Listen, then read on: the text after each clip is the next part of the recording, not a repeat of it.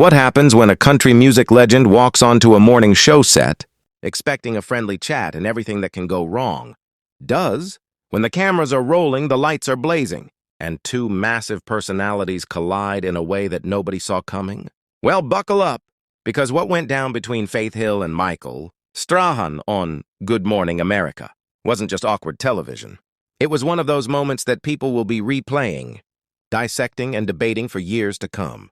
Before we get into the chaos, make sure you hit that subscribe button and drop a comment below telling me whose side you're on after hearing this whole story. Because trust me, you're going to have an opinion. Picture this: Faith Hill, one of the most respected voices in country music, a woman who sold millions of albums, won countless awards, and built a career on class, grace, and talent. She walks on to the Good Morning America, set for what should have been a routine appearance. She's there to promote her new project, talk about her latest creative venture, smile for the cameras, and be on her way. It's standard stuff. She's done it 100 times. Michael Strahan, the former NFL star turned TV personality, is sitting across from her. He's got that big trademark smile.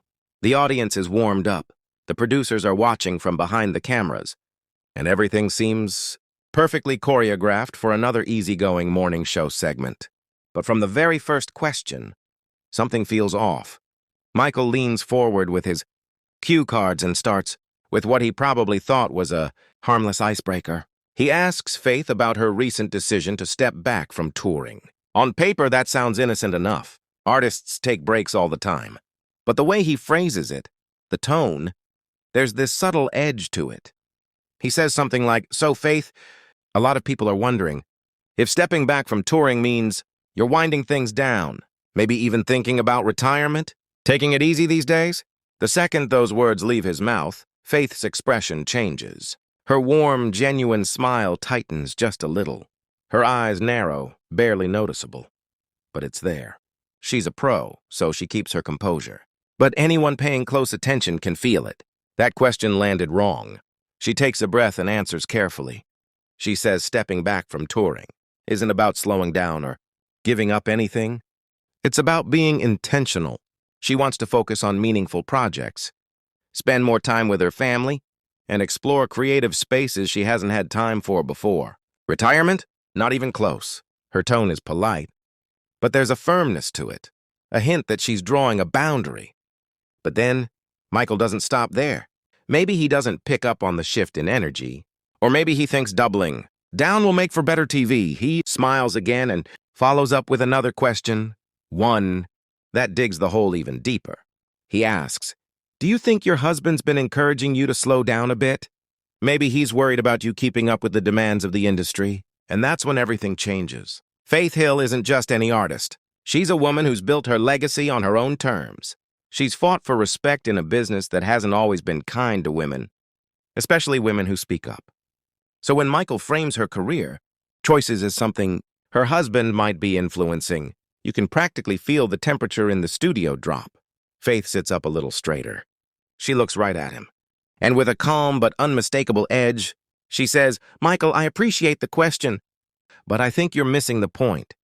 My decisions about my career have always been my own. I don't need anyone to encourage me to slow down or speed up.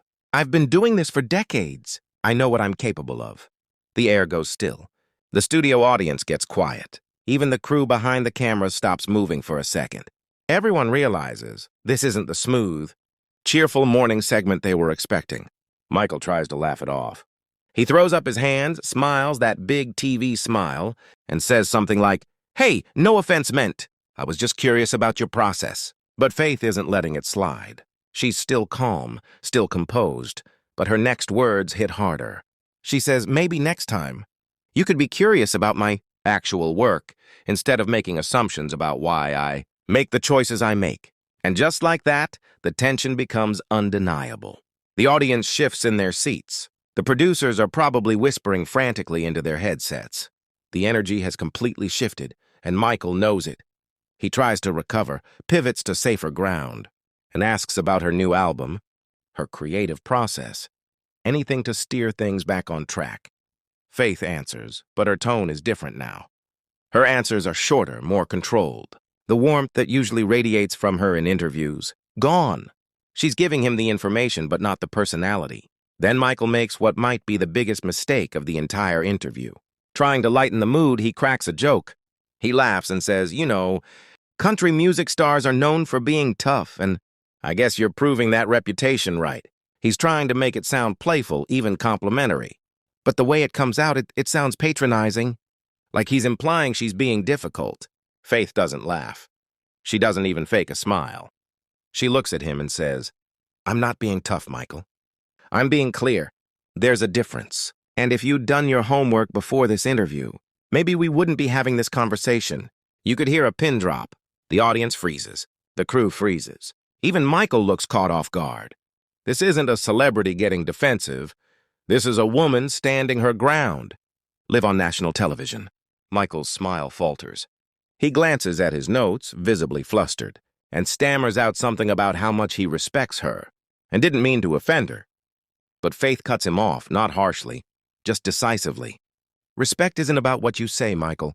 It's about how you show up prepared, how you ask questions that reflect an understanding of someone's work and accomplishments. Every word lands with weight. She's not yelling. She doesn't need to. The calm in her voice makes it even more powerful. Behind the scenes, the producers are probably losing it, whispering, waving, trying to decide whether to cut to commercial or somehow keep this going. But the cameras are still rolling and there's nowhere to hide. Michael tries again, searching for neutral ground. He asks her about her musical influences, a softball question if there ever was one. Usually that's where artists relax, reminisce, smile a little. But Faith isn't playing along. She lists a few names, Dolly Parton, Reba McEntire, Patsy Cline, and stops. No stories.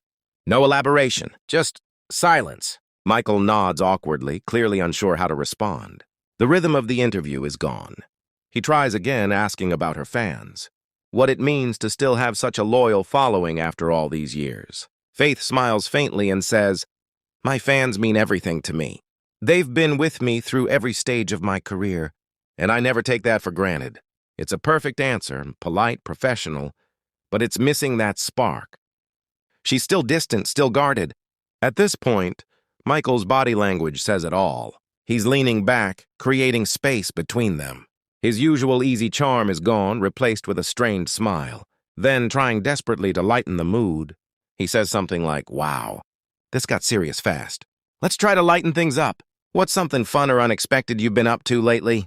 Faith just looks at him, calm, unreadable, and says, Lately, I've been spending time reflecting on the importance of being taken seriously in my work. Maybe that'll surprise people who think women in this industry should just be grateful for whatever attention they get. Boom! The words hit like a thunderclap. She's done pretending, done playing along. She's making it clear that this entire interview, the framing, the tone, the assumptions, has been a problem from the start. Michael's face cycles through about 5 different emotions. Shock, embarrassment, frustration, and finally that forced neutrality. You see, when someone's trying not to lose it on live TV, he starts to say, Faith, of course we take you seriously. But she interrupts him again, calm and steady. If that were true, Michael, this interview would have gone very differently. The room is ice cold. The audience doesn't know where to look. Some are staring at Faith, others at Michael, others at the floor. Michael tries one last time to apologize, saying he didn't intend to offend her. But Faith shakes her head slightly and says, Intent doesn't matter as much as impact. And the impact of this interview has been to make me feel like my choices and my career are being questioned by someone who didn't take the time to understand them. And then she stands up. She doesn't storm off or make a scene. She simply unclips her microphone, sets it down gently on the chair, and says, I came here in good faith to talk about my work, but I'm not going to sit here and be disrespected. I think we're finished. Her voice is calm, poised, final. Michael is stunned. He opens his mouth as if to respond, but nothing comes out. The cameras are still rolling as Faith Hill turns and walks off the set. The silence that follows is deafening. Michael looks at the camera, clearly rattled, and mumbles something like, We'll be right back after this. His voice cracks just slightly, and the show cuts to commercial. Behind the scenes, chaos erupts. Producers are scrambling, whispering into headsets, trying to figure out how to salvage the broadcast. Michael is talking to crew members, gesturing, trying to explain himself. Faith, meanwhile, is backstage, calm, collected, telling her team she's leaving the building. No yelling, no drama, just quiet resolve. When the show returns from commercial, Michael is sitting alone at the desk. His co-hosts are conveniently absent, and it's clear he's been told to address what just happened. He takes a breath, looks into the camera, and says something like, "Well, that didn't go as planned." He tries to joke, tries to smooth it over, calling it an unexpected moment. He says he regrets that Faith felt uncomfortable and insists it was never his intention to upset her. But the apology, if you can even call it that, it feels vague, hollow. He never takes real responsibility for the way he framed his questions or the assumptions that started it all. He calls it a misunderstanding. But was it? Because this isn't just about one bad interview. It's about something deeper, something that happens far too often. The way women, especially women in entertainment, are treated once they reach a certain point in their careers. The way their choices are second-guessed, their accomplishments minimized, and their independence questioned. Faith Hill didn't walk off that set because she was difficult. She walked off because she recognized, in real time, that she was being diminished, that she was being spoken to not as a respected artist, but as someone who needed to justify herself. And in that moment, she made a decision. She chose dignity over compliance, self-respect over smooth television. Now, not everyone saw it that way. When clips of the interview started circulating online, the internet exploded. Some people immediately sided with Faith, praising her for standing up for herself, for not tolerating subtle disrespect. They said she gave Michael multiple chances to steer things back, that she remained calm and professional the entire time, and that when it became clear he wasn't getting it, she removed herself from the situation. Others thought she overreacted, that Michael was just doing his job, asking what the audience might be wondering, and that she could have handled it with more patience. They said walking off was unprofessional, that she made a scene. But here's the thing. The people calling her reaction excessive are often the ones who've never had to sit in that kind of chair. They've never had their professionalism questioned because of their gender, or had their success attributed to someone else. They've never had to smile politely while someone casually diminishes decades of hard work in front of millions. Faith has, and she wasn't about to do it again. By the end of the day, Faith Hill Walks Off GMA was trending across social media. Clips from the segment racked up millions of views. Comment sections were flooded with debates about respect, gender, and media bias. And while Michael Strahan didn't say much more about it publicly, insiders at the show said he was genuinely shaken, that he hadn't meant for it to go that way, but that the moment forced him to reflect on how easily a harmless question can carry loaded assumptions. Faith, meanwhile, stayed silent. She didn't release a statement. She didn't tweet about it. She let the footage speak for itself. And maybe that silence said more than any press release ever could. Because in that moment, on live television, Faith Hill reminded everyone watching what strength really looks like. It's not loud. It's not dramatic. It's calm, clear, and unshakably self-assured. And long after the cameras stopped rolling, people weren't talking about the album she came to promote. They were talking about the lines she drew and the message she sent without ever raising her voice. That respect isn't something you ask for. It's something you demand, quietly, powerfully, and without apology. And that's exactly what Faith Hill did that morning on Good Morning America.